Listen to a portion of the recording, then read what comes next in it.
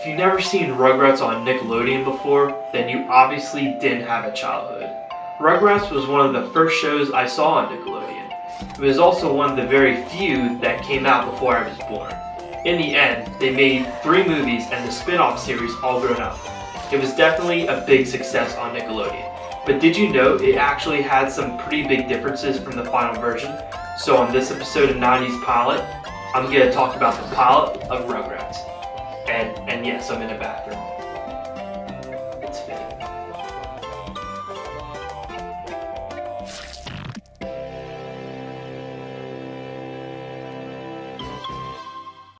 Rugrats started off as one of the first original Nick cartoons, along with Doug and Ren and Stimpy.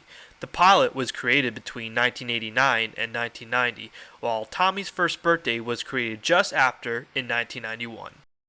The show is about 4 babies that get into their own adventures and learn about the world from a baby's point of view.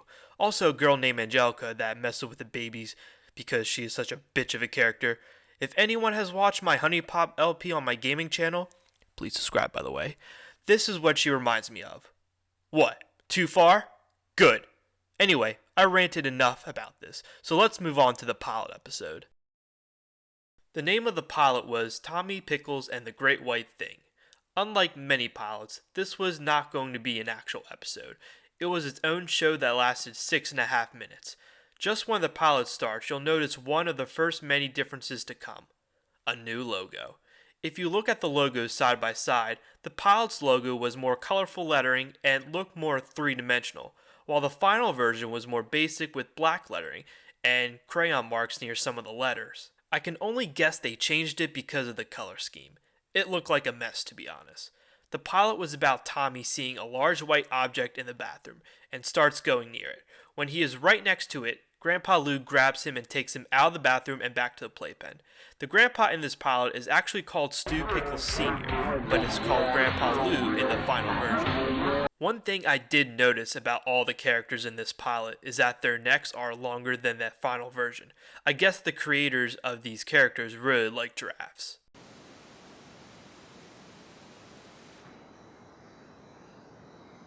Another thing you'll notice as Grandpa carries Tami back to the playpen are these 2 characters that are not shown again after the pilot. So, who are these people? Well, there are actually 2 different scenarios. One says that Stu and Dee Dee are having dinner with friends of theirs. The actual scenario is quite shocking. These are actually Phil and Lil's parents. Now, this is a big difference from the final version because Betty and Howard from pilot to show is completely changed. Different hair, clothing, even the way they act is different. This was the one thing that surprised me the most. Imagine Betty and Howard being more strict and different personalities towards Phil and Lil.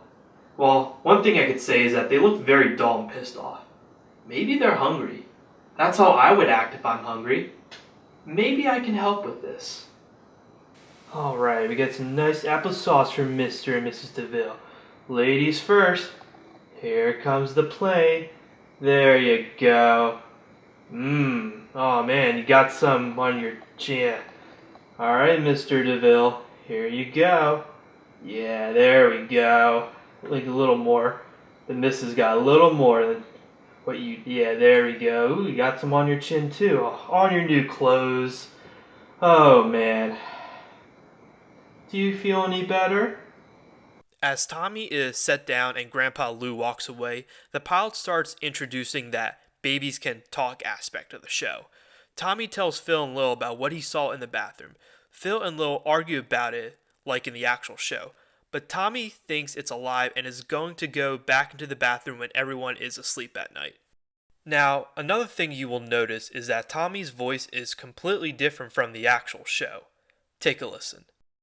Guess what just happened? I heard this noise from Grandpa's thinking room, so I snuck in there, and you know what I saw? I tried to get some from Spike's bowl, but Grandpa stopped me. You'll also notice that Chucky nor Angelica are featured in this pilot, but are later added onto the first episode which was planned. When everyone is asleep, Tami breaks out of his crib and starts heading toward the bathroom. Now one thing you'll notice is that Tami's shirt is orange at night, unlike the actual show which is still blue. I know that the Tommy's first birthday episode was him in a red shirt, but I'm not going to really count that since it was like a birthday outfit. Tommy gets himself on top of the toilet and ends up ruining the bathroom.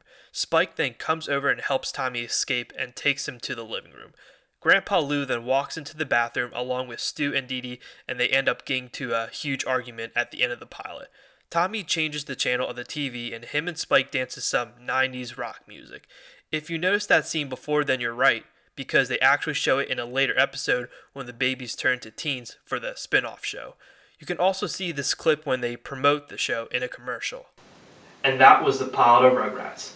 I know with a lot of other pilots we would have wondered what it would have been like with the prior changes.